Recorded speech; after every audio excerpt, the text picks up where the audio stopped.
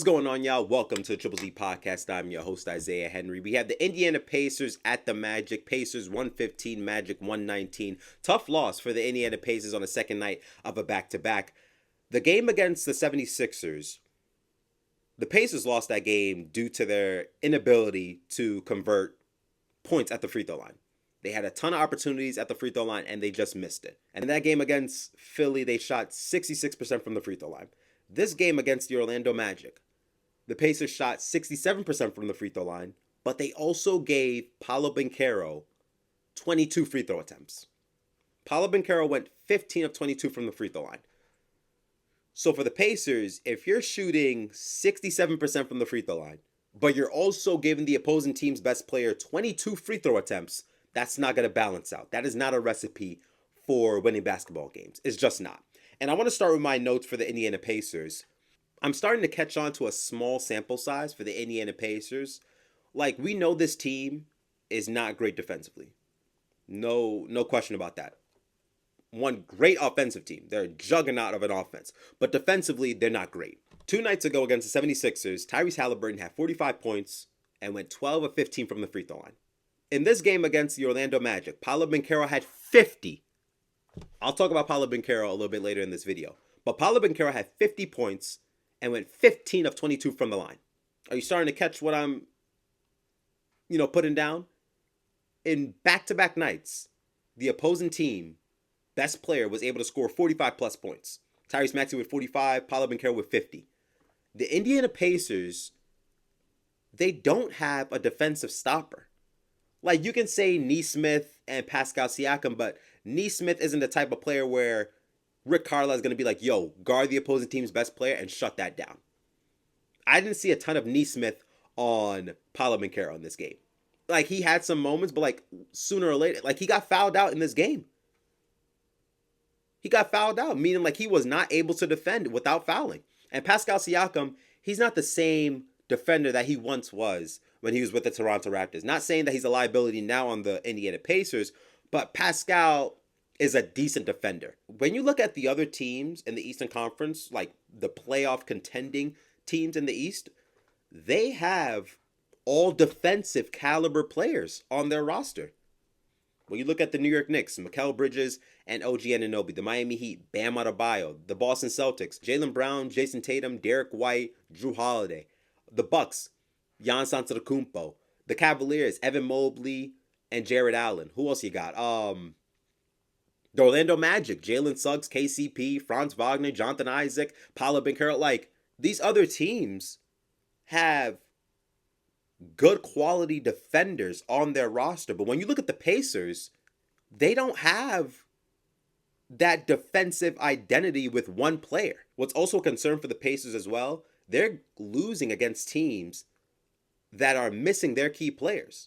When they went against the 76ers, I'm sorry to bring up the 76ers if you're a Pacers fan. I'm sorry to bring that loss up. But against the 76ers, no Joel Embiid, no Paul George. You lose that game in overtime. Against the Magic, Franz Wagner, he played 11 minutes, but he was out for the rest of the game due to an illness. And the Magic also didn't have Jonathan Isaac. So right now, the Magic are at a disadvantage because they're missing some key players for them. But to lose in this kind of fashion is wild. And this wasn't a typical Pacers game where they're scoring 120, 125, 130. No, they had to earn that 115. They had to earn that 115. Their best quarter came in the third quarter where they outscored the Magic 39-22. They attempted 8 free throws in the first half. In the third quarter alone, the Pacers attempted 18 free throws. Indiana had to work very hard to put points on the scoreboard. They were slowing the game down, giving the ball to Pascal Siakam. Multiple possessions where Pascal Siakam got it on the block and slowed the game down for the Indiana Pacers. That's not normal for their offense. Indiana likes to get it up and down the court, made basket, missed basket, likes to get it up the court with the advanced pass. Tyrese Halliburton's looking for runners all over the court, getting out in transition. So when Pascal Siakam, and I know that's his game where he gets it on the block, he takes his time to, get himself going, but there was a lot of possessions where they just gave it to Pascal to slow the game down to get some easy points. Because offensively, they weren't looking like their natural selves. And this goes back to the defense as well, because when things aren't clicking offensively, when you're missing free throws, when you're not getting a ton of fast break points, you have to rely on your defense. But when you look at Indiana, like I said earlier in the video, they don't have a ton of defensive players on their roster. Like Miles Turner has gone down as a defender in this league. Like a couple years ago, he was one of the best rim protectors in the league. But right now, it's like anybody can get whatever they want on Miles Turner. Like he's not that level. He's not at that level anymore as a defensive center in this league. As a team, their best defensive moments was in the third quarter. That's when Paolo Banchero scored, 4 to 5 points. He started to cool down after scoring 37 points in the first half. When your offense isn't clicking, you're going to fall back on your defense to generate that offense. The Pacers couldn't do that because defensively, they don't have it. They just don't have it defensively. And this game was so neck and neck, eye to eye, where you can say either team could have won. With the Magic having Paolo going off for 50 and Jalen Suggs knocking down all these threes, how are you going to get stops? Like, that's a concern for the Indiana Pacers. Tyrese Halliburton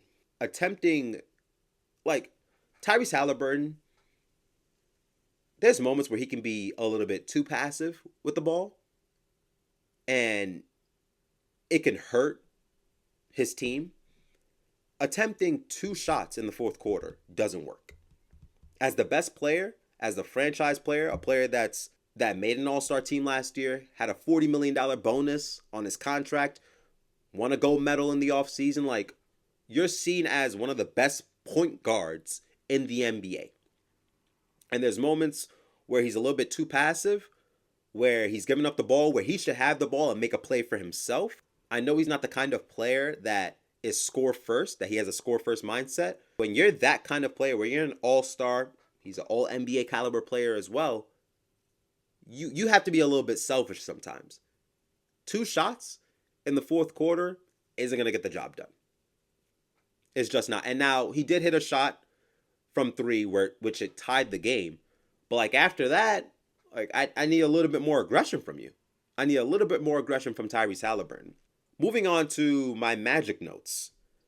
50's kind of crazy. What did I say in my Magic video? I'm buying all the stock on Paolo Banchero. Every single stock there is, I'm buying it. 50, 13, and 9 is kind of wild. And he was getting it any way possible. Because it started out with Siakam was guarding him. And Siakam's kind of playing off of him a little bit. Just a tiny bit. And Paolo Banchero, he has a live dribble. So he's thinking to himself, if you're going to back off me, this pull-up jumper in the mid-range is going to be automatic all night, which it was. 37 points in the first half is crazy. At that point, I'm like, you got to go for 50. You have to go for 50. No question about it. You got to go for 50. And he did it in the mid-range. Had a couple of 3-point shots go in. He was 3 of 9 from 3, but like, I mean, he's putting those shots up, though. He's feeling confident to attempt 9 3-pointers in the game. Getting to the free throw line 22 times. That means you're putting your head down. You don't care who's at the rim. Nobody is denying you at all in this game. Not a single soul. Not Pascal Siakam, not Nesmith, not Miles Turner, not Isaiah Jackson. Like, nobody is stopping you from getting to that rim. 22 free throw attempts is insane. That's ridiculous. That's like Joel Embiid-esque. Like Joel Embiid, there's been games where he's attempted 15 plus free throws, 20 plus free throws. For Paolo Banchero to do that in year, 3? It shows you the mindset he has as a player, where he needs to be aggressive. He needs to put the team on his back, because Franz Wagner, while he did play 11 minutes, and he started out really good. Franz Wagner, what did he have? Franz Wagner, 11 points, 3 of 5 from the field, 1 of 3 from 3 for 7 points, had a +8. He goes out with the illness, so like now Paolo's thinking to himself like, all right, now I really got to deep a little bit deeper into my bag. And over his 4 games, he's attempting 10 free throws. Like for a third-year player to get 10 free throws a game, that's really impressive. That says a lot about your game and a lot about your mentality on the basketball court. Pull-up jumper in the mid-range, 3-point shooting, free throw shooting, scoring in the post. And then What was also best about his game, he always made the right read out of a double team. Whether he was getting it to Jalen Suggs, he was getting it to Wendell Carter or Anthony Black, like having the ball moving, he always made the right read when Indiana decided to put 2 on the ball. The first 50-point game of the season comes from Paolo Banchero in game 4. In game 4. And like what was like what I was in the back of my head too, because he was missing free throws. Like he went 15 of 22 from the free throw line. When he was around 48 points and like missing free throws, I was like, bro, come on. Like that just irks me as a basketball fan. Like a player having 48, 49 points when 50 is right there. Oh man, that would have irked my soul if he finished the night with 48 or 49 points. Like I'm so happy he got 50. In a game where there's no Franz Wagner, who's your secondary star, where Jonathan Isaac is out. I'm not even sure why Jonathan Isaac was out. He was not playing at all last night. I don't know what his deal was, but he was out as well.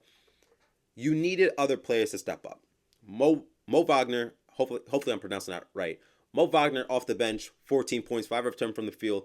That helps. Going 3 or 4 from the free throw line, that helps. Most of his plays were at the top of the key, and he would fake like he was doing a handoff, but then he would turn the corner, get around his defender, and just dunk inside, which was really great. His best play, he attempted a shot at the rim. He missed it, got the offensive glass. Indiana scrambling defensively because they didn't get the rebound. He brings it out a little bit, and then KCP cuts towards the rim, little scoop pass inside, and KCP finishes with a dunk. Like, that was his best play by far. His best play by far. Jalen Suggs, great game. 25 points, 6 of 13 from the three-point line. He was great. What really stood out to me about Jalen Suggs was his play at lead guard. He was phenomenal at picking up the pace of the game and slowing down the pace of the game for the Magic. Making the right reads, making the extra pass, feeding Paolo Banchero, who's on a scoring clinic right now.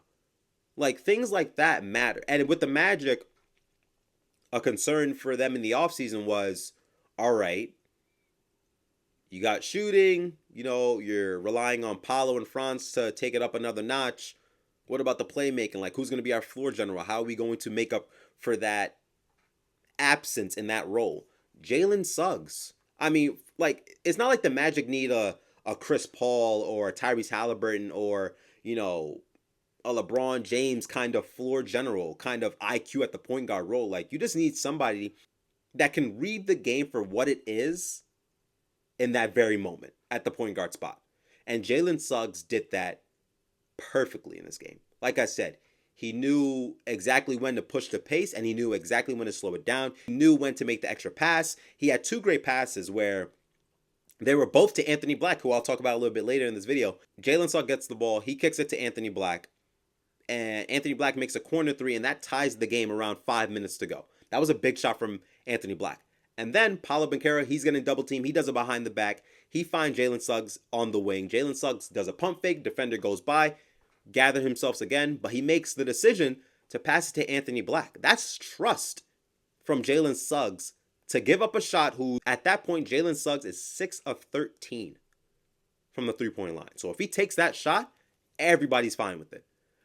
But Jalen Suggs making the proper decision to realize, I'm going to have a defender coming at me, and when he does, I'm going to swing it to Anthony Black in this corner, and I trust him to make that shot. And that's exactly what Anthony Black did. He made that shot in the corner with 35 seconds to go, putting the Magic up by 3. Jalen Suggs' play at the point guard position was everything the Magic needed in order for them to win this game at home. 7 assists, most of them, to Paolo Banchero, 2 of them going to Anthony Black, finding Paolo Banchero, on an out-of-bounds pass. Like, Jalen Suggs, if he can, like I said, you don't need him to be flashy, you don't need him to average 10 assists, but if he can do the basics of what a point guard is required to do on the court, the Magic would be perfectly fine. They'll be perfectly fine. Anthony Black, with Franz Wagner being out, Anthony Black had to step in as a second-year player and play meaningful minutes in the fourth quarter. And he was great last night.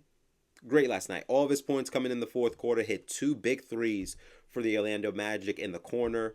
had 2 free throws. He knocked them both down. He gave the Magic an extra spark in this game. I know Paolo had 50. I know Jalen Suggs was great from 3, and he was great defensively. But Anthony Black pushed the Magic past the Pacers in this game. He gave them a little push, because hitting a shot like that in a back and forth game, having the confidence to take that shot and make the shot, giving the Magic a 3-point lead, that's big. So I'm really happy that Anthony Black was able to get that moment in this game. What did he play? He played, Anthony Black,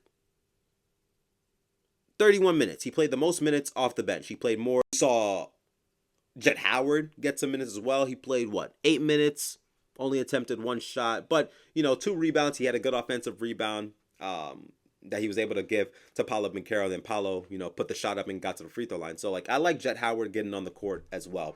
Final notes for both teams. For the Magic, their 3-point attempts are going up a lot. They were 13 of 41 from 3, 32%. Paolo attempted 9. Jalen Suggs attempted 13. You want this team to attempt more threes. You want them to get better looks from the 3-point line. KCP, he's played 4 games, only made 2 3-point shots. Sooner or later, he's going to find his rhythm, and he's going to, make 3-4 threes in a game. His shot's is going to come along. You don't shoot 40+% from 3 on 4 attempts a game and then come into a new team and just lose your shot like that. No. Sooner or later, he's going to find his rhythm from 3, and that's going to even help the Magic a bunch more. Because Paolo, I don't expect him to attempt 9 3-pointers a game. I just don't. And Franz Wagner, he's been shooting great from 3. Franz Wagner right now, on 6 3-pointer attempts a game, is shooting 44% from 3. That's pretty damn good. And then Jalen Suggs is, a reliable 3-point shooter, a respectable 3-point shooter. KCP, sooner or later, will find his rhythm from behind the arc. Paolo Banchero, if he can not attempt 9 3-pointers a game, but if he can attempt 5 3-pointers a game and he can make 2 or 3, that helps the Magic a lot more. The Magic a lot more. My final note for the Indiana Pacers, you got to make your free throws. You have to make your free throws. And you have to start winning games where, the opposing teams are missing their starters or their key players. You have to win those games. You have to take advantage of the opponent being a little bit weaker and you being at full strength. You have to capitalize on those games. It's only 4 games, so I'm not going to overreact. And hopefully I didn't overreact in this video, but that's going to be something to keep your eye out on for the Indiana Pacers. Thank you guys for listening to a Triple Z podcast. Please like and subscribe to the channel, and I'll see you guys next time. Zzz.